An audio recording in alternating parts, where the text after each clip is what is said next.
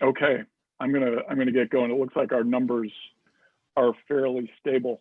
Good evening, and thank you for joining us here at NatSec Nightcap, our monthly webinar series focused on conversations with distinguished national security experts on pressing issues facing the United States and its allies. I'm Lester Munson, Senior Fellow at NSI. I'm sitting in for NSI Founder and Executive Director Jamil Jaffer. Just so you know, my feet do not fit in his shoes.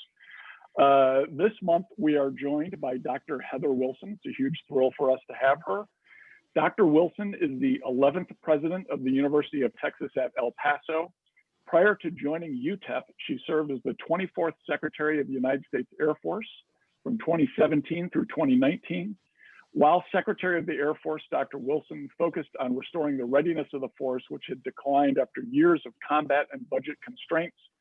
She proposed and supported 3 straight years of double-digit budget increases for military space capability, and guided implementation of acquisition reform to reduce the time to get military capability to the warfighter and increase competition by making it easier for innovative companies to supply the Air Force.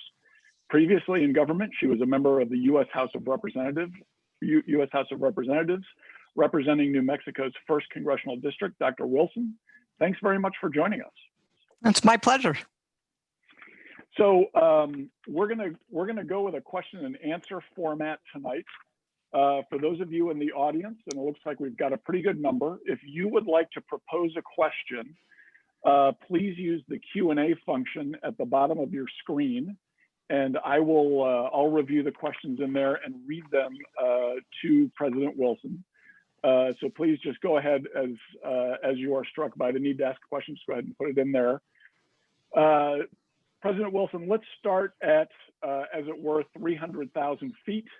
Outer space is becoming more contested with an increasing number of private actors and public actors jockeying for advantage. I'm thinking of there's a lot of American companies that are going into space. Other countries are finding it easier to get there. Of course, the US has always had a dominant role there.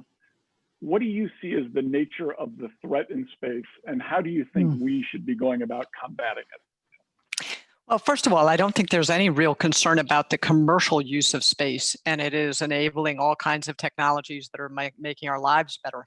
But it is becoming more contested, and the reason is that the United States is the best in the world at space, and our adversaries know it, and they're seeking to deny us the use of space during crisis or war, and we can't allow that to happen. So what does the United States do from a national security perspective in space? There are about 70 satellites that the Space Force, or previously the Air Force, operated. Everything from about the size of a microwave to the size of a school bus. The Navy has about 13 more, which will gradually shift over their mission. They have specialty communication satellites. And then there are about 40 or so that are run by the intelligence community. So there's not a huge amount of equipment, but it does enable just about everything else the United States military does. It's a huge advantage for the United States. So you know, what do we do there? Well, about 33 of those satellites are GPS, and that blue dot on your phone does not come from the cell phone company. That comes from the United States Air Force, or the Space Force now, that operates the GPS satellites, and that signal was President Reagan made the decision to decrypt that signal and make it available for commercial use. So if you're within visibility of any 3 satellites, your phone can tell pretty much where you are in the world and which lane of traffic you're in. So GPS is a big one. Communications is one. Command and control, and of course, watching the world or listening to the world. So intelligence. It's a tremendous advantage of the United States, and our adversaries have watched how we have used space, and they are now developing the capabilities to deny us the use of space in crisis or in war. When we've seen that in 2008, China basically launched a telephone pole at one of its dead weather sites. It showed that it had the ability to launch a missile into space and destroy a satellite at low Earth orbit. It shattered it into about 3,000 pieces, created all kinds of debris and problems, but showed they had that capability. Just this last summer in July, there were couple of satellites the Russians launched earlier this year that they called inspection satellites, which, the first question in my mind is, who are they inspecting, themselves or us? Turned out they did kind of a maneuver very close to an American satellite. And then in July, one of those satellites did a maneuver, came close to another Russian satellite and discharged an object. Satellites are very fragile things. They're very lightweight, very fragile, and if they're bumped, you can do damage to them very easily. You don't need some kind of a huge device to damage a satellite. And if they're bumped, they tend to, fold up and phone home. So they demonstrated the ability to have a satellite come up to another satellite and potentially damage it. That was a very significant thing and publicly disclosed by the United States. So the threat is quite real. And you can all imagine what would happen if the United States suddenly lost GPS. I mean, it would affect about $70 billion of our economy, and there are 1 billion people who use GPS every day. So obviously, the creation of Space Force made big news when it was announced by the president, but since then, it's flown a little bit under the radar, if you will. What can Space Force do to make a significant impact, and how can the Air Force work with it to make it successful? So the Space Force, just to be clear, is above the radar, not below the radar. I just a couple of things. So the Space Force is actually quite small. It'll be by far the smallest of the services. There's only about 16,000 people that work on space things for the United States military. So as a comparison, I think the size of the Coast Guard is about 54,000. So in terms of numbers of people, it's very small because they're running 70 to 100 pieces of equipment that are in orbit, and they're buying equipment. The United States government doesn't build its own equipment; it contracts to have equipment built. So it's actually quite small. I think the most important things that can be done right now is first to create a warfighter focus on space. So there's a unified combatant command now on space that is not focused on buying stuff or providing a utility, but how do we defend what we have on orbit? How do we enable warfighters in other domains, air, sea, ground, subsurface, to be more effective at defending our vital national interests? And space is an enabler that way. We need that warfighter focus. I think that there is an opportunity to deepen the connection between the Space Force and the intelligence community. The intelligence community operates satellites as well. They are also vulnerable, and so they have to be connected to this system of defending our assets on orbit. And so close cooperation there and deepening that cooperation is important.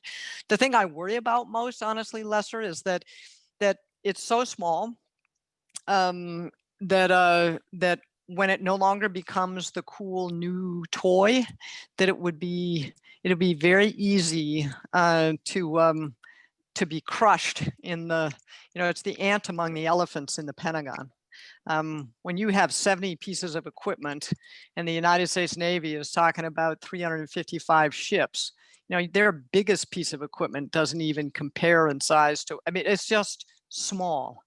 And small bureaucratically as well. And I worry that when people are no longer there who are tremendous advocates, that it may not be able to thrive because of its size. Same problem happens on Capitol Hill. The Capitol Hill criticized my predecessor and to some extent me on space. But the real challenge was they weren't funding what needed to be done to meet the threat that was coming. And so the criticism, sometimes the critics need to look in the mirror. I'm going to go a little off script, President Wilson, and ask you, you of course were in Congress, how it works. Is the support on the Hill not enough related to constituent interests, or that they're not, that members of Congress aren't seeking to bring bacon back home, and Space Force is maybe not a good way to do that? Or is it that they're not necessarily bought into the mission yet? Or is it a combination of those things on the Hill for Space Force? I think it's very difficult for people to understand how space enables what we're trying to do in other places and why it's so important. Because it's hard to imagine, hard for people to see. I mean, if you say, everybody has somebody in their family was in the Marine Corps, or they've got an Army base, or they've got an Air Force base. But when you say to someone, well, I operate a satellite, it's hard to even imagine what that is for people, and how does this work? So I think it's hard to make it real for them. I would say the other challenge is that because space capabilities are so small, there are really only 3 states that are most interested in the Space Force: California, Colorado, and Florida. Compare that to the Navy, the Army, the Marine Corps, the Air Force. There's not a natural constituency and an advocacy. Look at how strong and powerful the shipbuilding industry is. Yep. Space is just a subset of aerospace companies and some other commercial companies that focus on space. I worry in the sharp elbows of Washington, D.C., whether space is vital and does it have enough inherent advocates by the structure of the system. I worry about that. I'm going to go to a question from the Q&A here, and I'm just going to point out up front, it appears to be from someone in the Navy.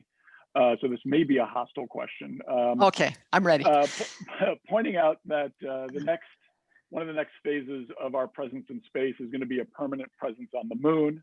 Other countries seem to be pointed in this direction. I think China has a probe on the moon that's been operating for several years, but we're talking about a permanent structure for the US there. How would that change the game in space? And are we in a good position to take advantage of that?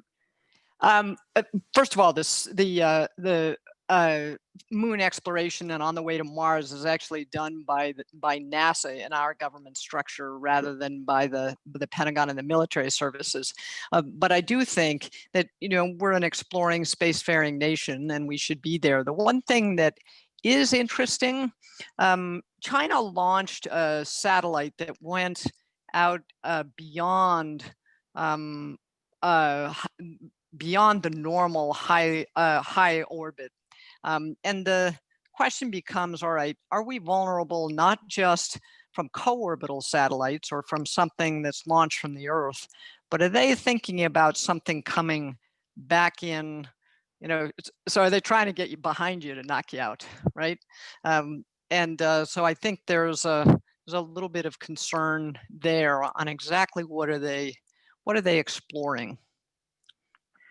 So that brings up another kind of interesting question. We talked earlier about how much private enterprise is now involved in exploring space. A lot of companies, Elon Musk maybe being the most, having the most notoriety, being involved in space exploration and our presence in space. How do you work out the math between the U.S. government and the military and the private sector when it comes to protecting assets of private companies in space? Is there a way to collaborate between the government and the private sector to have a coherent approach to this issue?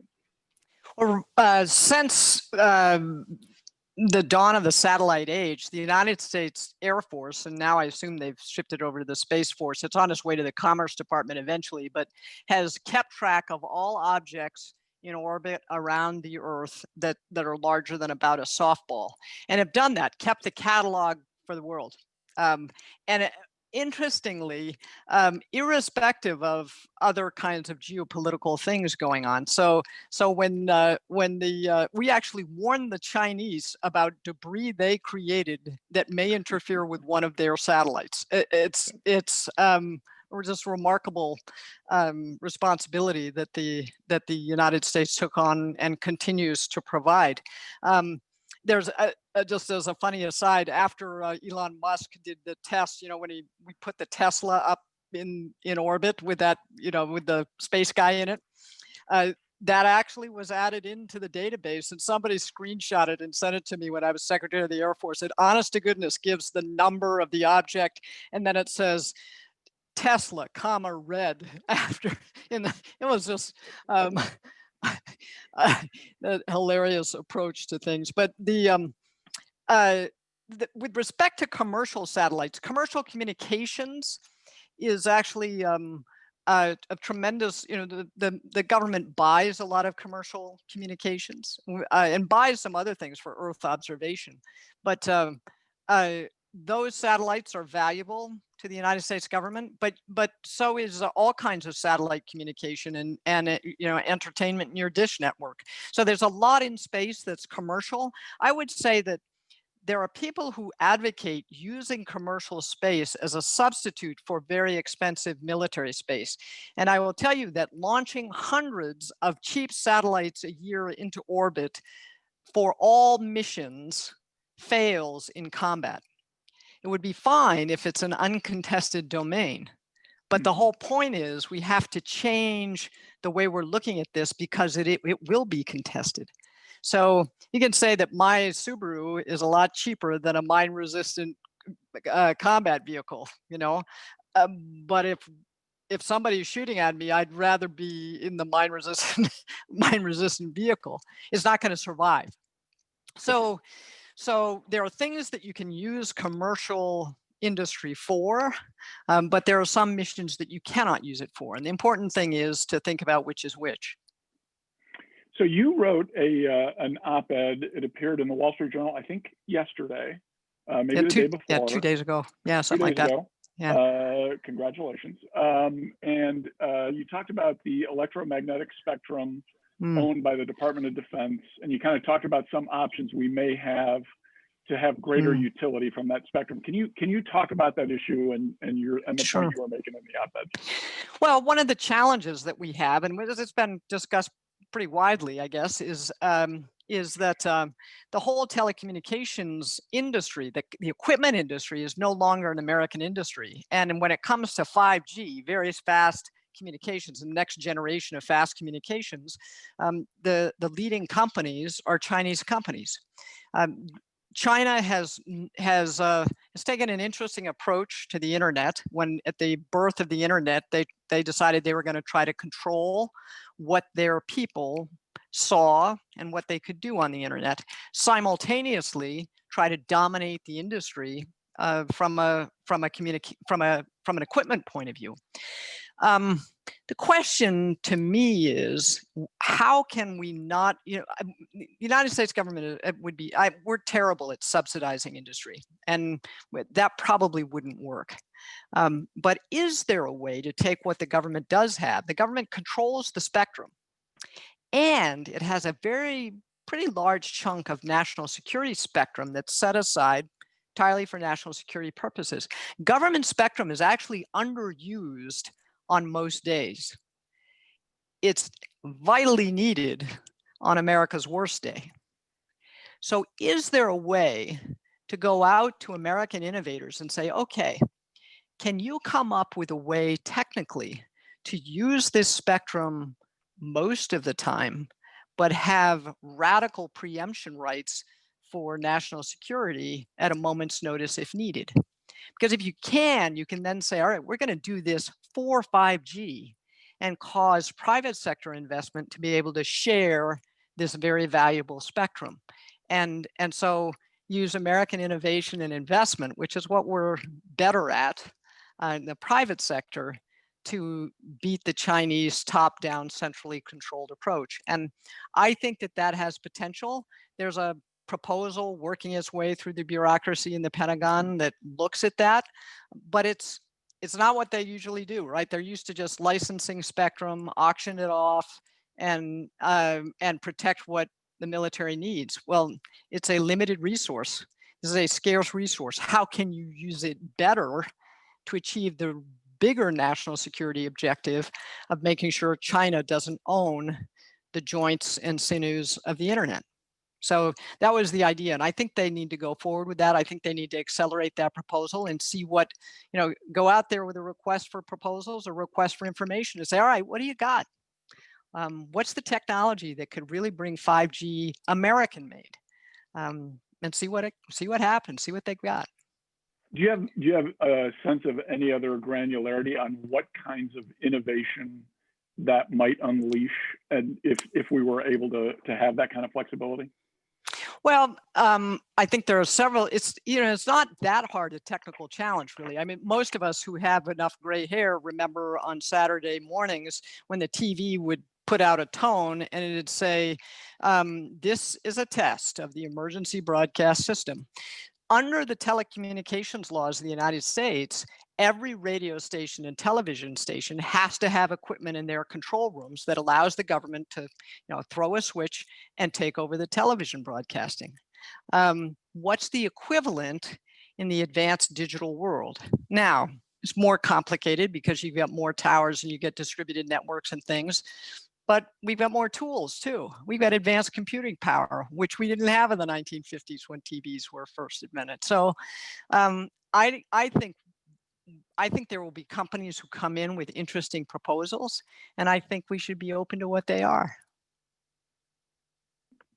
I'm going to go ahead and start looking a little harder at some of these questions from the audience, and I'll just remind folks, if you want to ask a question of President Wilson, use the Q&A feature at the bottom of your screen, not the chat, but the Q&A portion. And here's one. This person wanted to remain anonymous, perhaps another Navy person. What are trade-offs between defending existing space assets versus being able to quickly replace assets that adversaries have knocked out of service? Which strategy or combination of strategies is the DoD pursuing, and what should it do? Interesting point on strategy, and thank you for bringing up strategy, because in the whole debate over the last couple of years leading up to the creation of the Space Force, there were two elements that I didn't think were highlighted enough. One was the underfunding of space in the previous 5 years, and that solves a lot of the problems. But the second is, what is our strategy for a contested domain? That requires some think time, and there hasn't been enough discussion of that. Let me give you a couple of thoughts. First, you need to be able, at least minimally, to protect and defend some of your most important assets on orbit. So there are a lot of different ways to think about that, and analogies, chaff and flares, being able to, duck, dodge, weave, and all of them have different trade-offs. So protect and defend is one avenue of a strategy. A second one is stopping an attack. So what we would call in the terrestrial realm counter force. In other words, okay, who's going to shoot at me? As soon as I see him raise his gun, I'm gonna knock it away. So how can you stop the attacker? There is this strategy of proliferation that says, let's put up 150 little satellites. They can only take down, a couple. Well, that works as long as the bullets are more expensive than the satellites, I suppose. But as long as you've got all kinds of duplicity and coverage, because if what I really need to do is just blow a small hole for a small number of minutes, replenishing that constellation doesn't solve your military problem, right? So if I need to, if the United States is staring at the Earth and they're staring at a particular, say, set of launch sites, and I just need a 10-minute window to get maneuverable hypersonic missiles off that launch site, I don't need to take down the whole constellation, right? So thinking that part through, I think, is important. But there are some things for which proliferation might be a good strategy. So thinking about those strategies, and I think one of the most important thing is a single strategy is unlikely to be effective. So how do you create multiple dimensions of strategies that complicate the decision of an adversary and undermine their confidence that they'd be able to prevail? Maybe they have something that we don't know about. Maybe this isn't going to work, and cause them to back away from, cause deterrence to be effective. So I think there needs to be more written and more thought about on strategy in space and how space strategy connects into the overall strategy of the United States and the United States military. It has to be integrated. And that's probably the last point I'd make on that. You know, we did, the US made a huge effort on nuclear weapons strategy during the Cold War, thinking about first use, about counterforce, proliferation, deterrence, all of those things. And, you know, thank God it largely worked, but it seems like looking back that the initial strategies were not necessarily the ones that we ended up with. How do you feel like this is going to evolve over time as we see events play out in space between the US and China and perhaps Russia? As also a very interesting question. In order for deterrence to work, you have to have a capability. You have to have intent. They have to be, and you have to telegraph what you will do and be able to back that up. So all of those things have been a little bit undermined in space by our reluctance to talk about any of it. And it's one of the reasons I was very pleased to see that Jay Raymond, the head of the Space Force, and the Space Force publicly released a statement in July about Russian on-orbital anti-satellite testing of a weapon. My guess is that that took some kind of, permission from everybody to talk about that. Well, who are we hiding it from? The Russians know they did it. Let's be clear with people about what the threat is. We then are going to have to be very clear. Deterrence only works if people know what the consequence is, and if they're confident they'd have to bear that price. I think one of the things that does concern me about recent, about the credibility of our deterrent, had to do with how the United States responded or didn't respond when a global hawk was shot down. So what is the difference between a global hawk and a satellite? Would we really respond? I think we need to be very clear that we will, and exactly that the consequences will not necessarily, we will respond at a time and place of our choosing, but we will respond. And because otherwise deterrence starts to slip. You're talking about the issue last year with Iran, yes. That episode. All right, I want to read a question from Abdullah Al-Najm, and I apologize if I'm not pronouncing that name correctly. Are there efforts for space with regards to cyber risk and cybersecurity, just as there are for banking and for critical industrial and energy infrastructures? Are the regulations and standards as mature as these other sectors? Well, I think the standards are the same for military equipment as they are for satellites. So the answer to that is generally yes, but I think all of us know that the threat is significant in the cyber realm, and we worry about that. It's also, while the cyber is certainly a threat to satellites, so are fairly simple things like dazzling and jamming. We think about GPS and how cool it is to have your blue dot on your phone or to be able to navigate your car. It's actually a very weak radio signal. So it's not, so you don't need to do much to jam it. It's a little bit like, if somebody is practicing a flute and then their brother starts cranking the stereo in the next room with rock music, you can't hear the flute. So it's pretty easy to jam some of these signals. And it's pretty easy to dazzle a satellite, just like it is to shine a laser in the eyes of an airline pilot who's trying to land at the local airport. Aaron McCullough asks about mineral resources and how the U.S. is dependent on sourcing those from other countries on occasion. How is that implicated in space? Our need for other countries to be involved in our mineral and manufacturing supply chains? I'm not a manufacturing engineer, but my guess is, given the nature of satellites, they're just as complex as your cell phone, and your cell phone is full of scarce minerals that are mostly imported.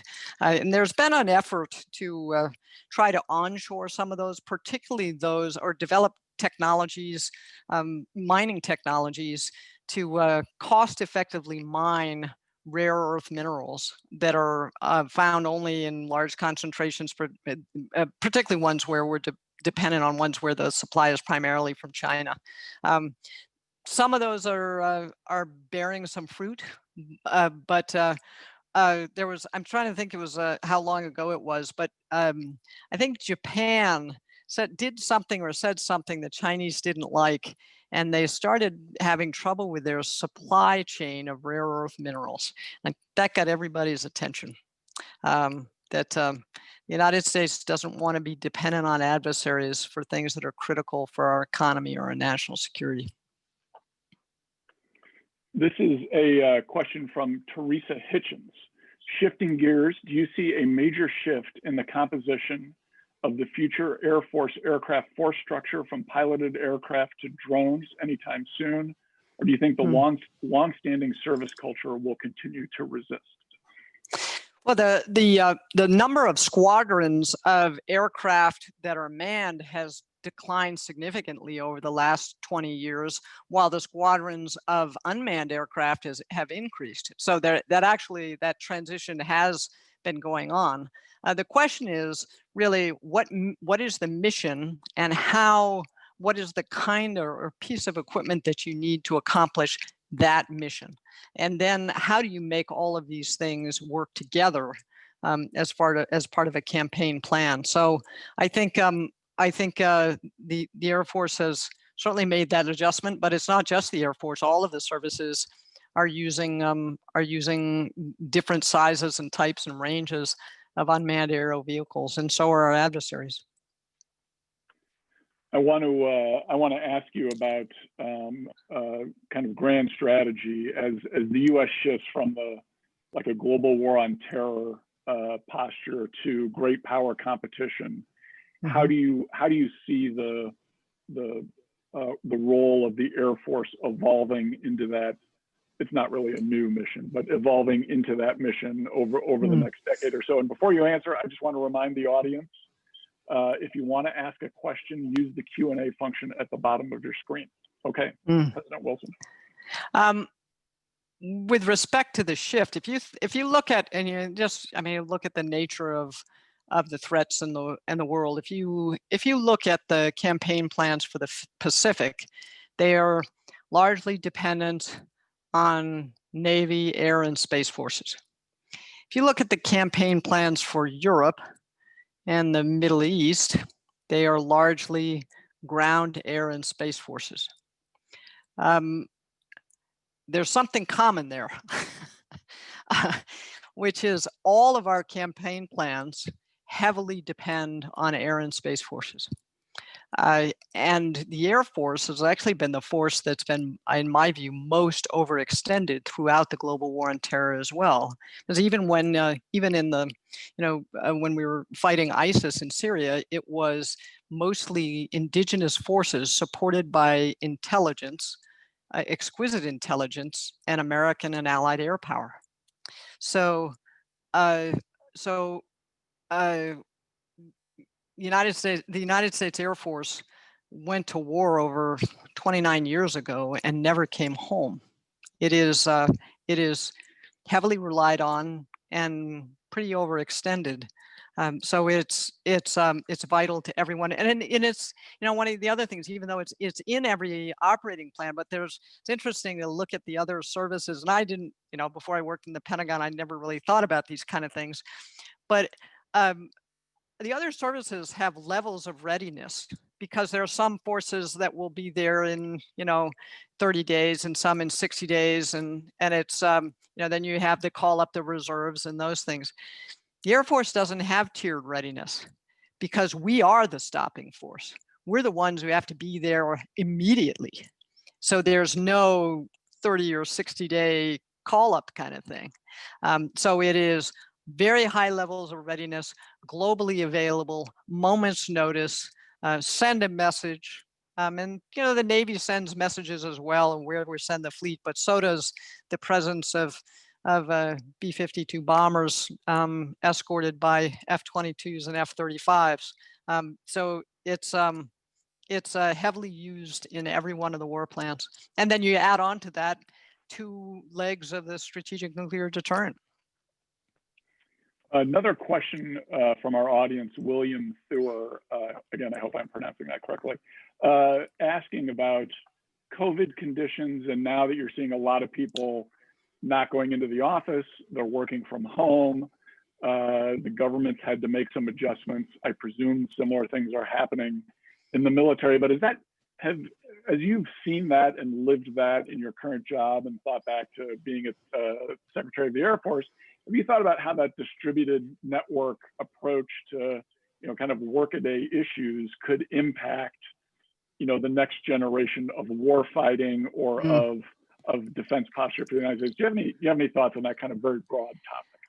Well, thank you for asking me something related to what I'm currently doing, as opposed to my intellectual kind of background or things on national security. So I'm president of the university that's behind me right now, and so we're a quarter of the mile from the U.S.-Mexico border, University of Texas at El Paso, and we have 25,000 students. Most of them from West Texas, although 1,000 of them come across the border from Mexico every day to go to school at UTEP. And so we have this wonderful university, which we had to turn into distance education on a dime last March. And we were successful in that transition, mostly because of exceptional faculty and staff. But we're now, and in the wake of that, there was a lot of chatter about how higher ed will never be the same. This is a pivotal moment. We're all going to be teaching college online, and we will learn some things about how we can deliver education, increase access to excellent education using these technologies. But we are also now at the point where we're learning that with greater granularity. People who think that's going to happen don't really understand how people learn, and that just two-dimensional learning or just isolated learning is not the most effective learning, and certainly not for every individual. So the question when we come back will be, how do we use the best of these technologies and combine them with group learning and community engaged education to solve complex problems, to accelerate learning, and to make the college experience even better. But it's not going to be as simple as some people have publicly described it. It will be more nuanced. And and I think that's particularly true for low-income students, and we serve a lot of low-income students for whom this is not an ideal situation. So you're in El Paso, which I believe is a mile from the U.S. southern border, our border with Mexico. It's right on the border, yeah. It's got to be a very different perspective than what we have here in Washington, just for that fact alone. Can you talk about what opportunities we have to collaborate with Mexico, how we can expand that partnership, and how that can drive U.S. security and education issues in the future? So the U.S. and Mexico do about $600 billion worth of trade every year.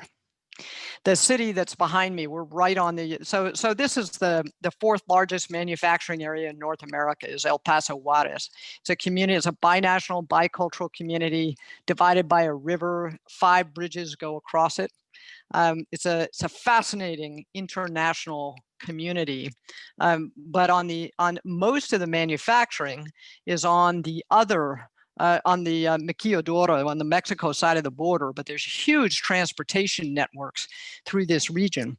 And you think about it, there are about 70,000 people who come across those bridges every day, about 2,400 container trucks or trains every day across those 5 bridges just in this city. So I think one of the things that we probably haven't talked enough about is trade and onshoring and nearshoring in the wake of the pandemic. There are supply chains that were disrupted that go into largely into Asia, that more companies are thinking about, all right, how do we bring the critical pieces of that back to North America. And we're already seeing some of it here on both sides of the US-Mexico border as companies look to expand logistics and trade with Mexico as a more reliable, stable supply chain. So I think trade is certainly one of them. And I think technology enables connection in ways that it hasn't before. I mentioned UTEP has 1,000 students who cross the bridge every day. They've been working and studying from home. I have we have this, you'll notice the odd architecture here. It's actually architecture based on Bhutanese architecture, and there's a historical reason for that. But we have a large number of students here from Bhutan, the Himalayan kingdom of Bhutan. We actually have students who are studying remotely here at home in Bhutan and get up at 3 in the morning to tutor students in Texas because they're student employees of the University of Texas at El Paso. This is just an amazing world. And so what are the things that are enabled that we couldn't do before, and how do we blend those in with the things that are best done in person? I think it's an exciting time. So if I can keep going down that road a little bit, you're also, among your many other responsibilities, you're the chair of the Women in Aviation Advisory Board. You're there at a educational institution that has incredible diversity. And I'm also remembering the movie Glory Road. I think UTEP had the first all-Black basketball team in NCAA history. A terrific movie. But thinking about kind of what our country is going through now, in the wake of some of the incidents that's happened, what happened in Minneapolis, other things, the protests, sometimes a little bit more than a protest. How are you thinking about diversity issues, both in terms of your work at UTEP, but also in terms of national security? How can we do better? So I am chair of the Women in Aviation Advisory Board for the FAA that's looking at how can we open the pipeline to get more women into aviation professions, not just the cockpit, but also maintenance and other aviation professions. But the issue of race in America is an interesting one in a city. And my university is 81% Hispanic, about 4% Black, 1% Native American, 3 or 4% international students. So we're actually only 6% Anglo at my university. And it has a history here that goes back. So you mentioned the 1966 basketball team. So the coach at that UTEP made it, at that time Texas Western was what it was called, made it to the NCAA finals against University of Kentucky. And the coach at the time, Don Haskins, put a team on the court of 5 starters who were his best team, and all 5 of them were African American, against the University of Kentucky, an all-white team, a segregated team, and won the national championship.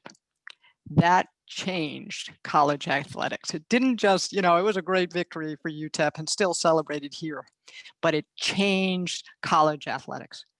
It's not just that, though. Before Brown versus Board of Education, the NAACP filed a lawsuit here in Texas to desegregate higher education in Texas.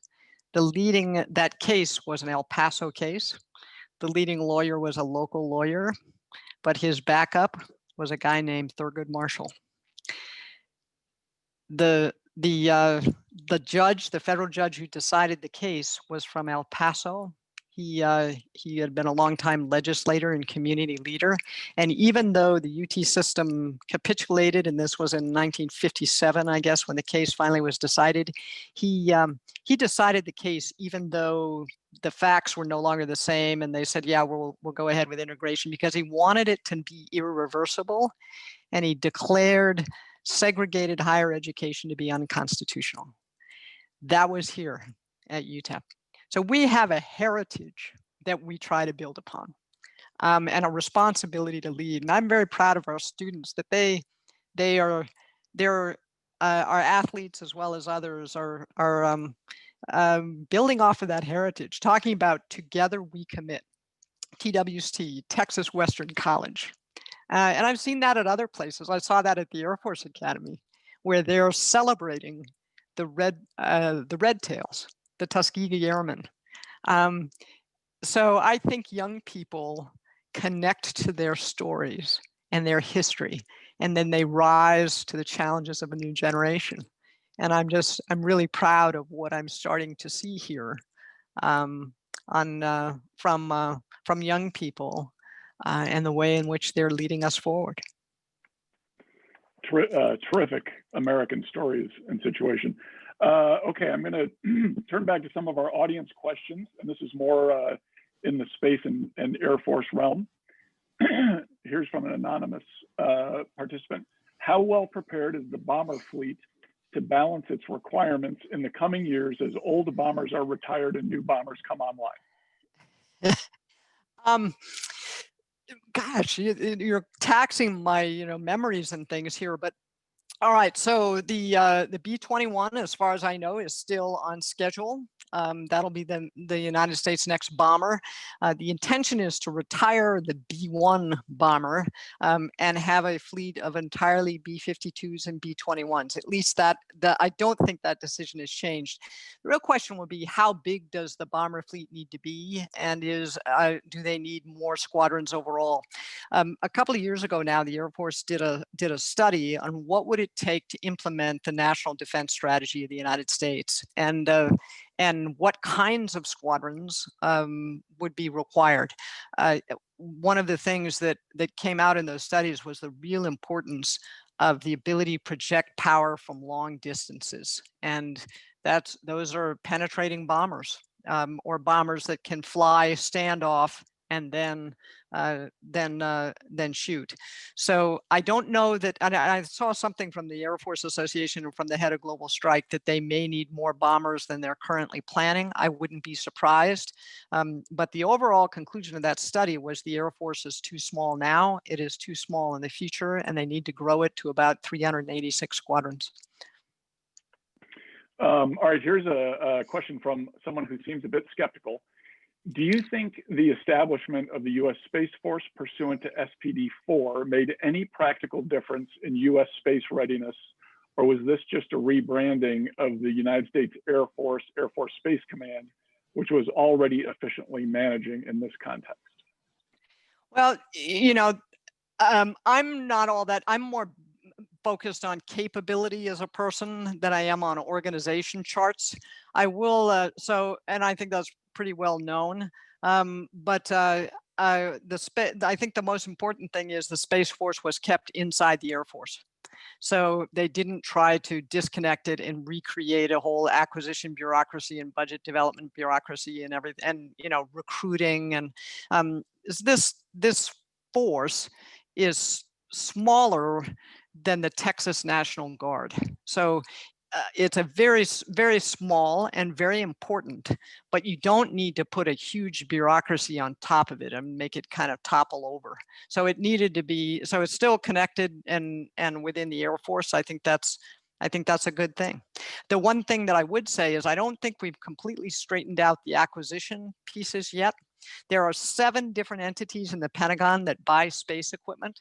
That the last thing we need is one more. They came up with this Space Development Agency concept in the Office of the Secretary of Defense, mostly because they had somebody there who thought it would be really cool. It had nothing to do with efficiency of procurement or effectiveness of the force. And I think that piece of bureaucracy could easily die away without anybody missing it. Another question, we touched on some of these issues before, but maybe didn't go straight at this. Does space junk create any issues for American or international endeavors in space? And how does that fit into our strategy, if at all? Interesting question. So space junk does create problems because, as I mentioned, you're very fragile things in space, and if you bump into them, you can cause damage. And so the United States tracks all those pieces of debris. I think we just put up something called that will track the debris to smaller diameter, and I haven't been tracking whether that's now operational. So it's basically tracking stuff that's about softball size. Now can you get down to golf balls? So because a golf ball at 17,000 miles an hour can do some damage. So I can't even find my golf ball in the rough. So So yes, it does. The good news is these orbits are mostly, they're pretty predictable. So you can do the math and figure out what the risk is going to be. The interesting thing to me is the United States Air Force notifies commercial satellite companies if there's a risk of a collision from a piece of debris. They almost never move because they assess that the risk of getting bumped into is less than the cost of using the fuel to move. It's interesting. But yeah, it's a problem. There's some technologies and some looks at, all right, are there things you could do to reduce debris, or are there practices that everyone should put in place that, kind of a rules of the road for spacefaring nations. One of them is, all right, when your satellite dies, have you designed it and designed its orbit and the way in which it dies so that it is likely to deorbit instead of just becoming more junk? Another question from Abdullah Al Najm about third-party risk in supply chains, basically asking if, during the pandemic, if we're unable to travel, how do you go analyze what is potentially malicious equipment? How can we certify that things are safe when we're in a restricted environment in terms of travel? Tough question. Yeah, I'm not sure that I'm the best one to answer it because every business's supply chain is different. But the military continued to accomplish its missions and do its job with respect to inspecting supply chains. And we actually, at major manufacturing plants and depots, there are people from the United States military actually assigned there. So their Air Force inspection folks are right there on site, watching the supply line. So I'm not sure that's really as much of an issue for the military that kept operating. Let me ask you we don't have any more audience questions, so I think we're getting close to the end here. But I want to ask you a big picture question. As space becomes more and more important, and is clearly more than just the next frontier. We've got real commercial interest there. We've got real security interest there. Do you think we need to have a little more creative thinking about a more international approach to space? Is there the possibility that, much as we collaborate with the Russians at the International Space Station, maybe there's a way we can work with China, which is potentially a very significant adversary of ours, in space? Is there a way to turn the next challenge perhaps into a real diplomatic opportunity? There are certainly ways that we cooperate and work with every governor around the world, consistent with our national interests, and we see it in research.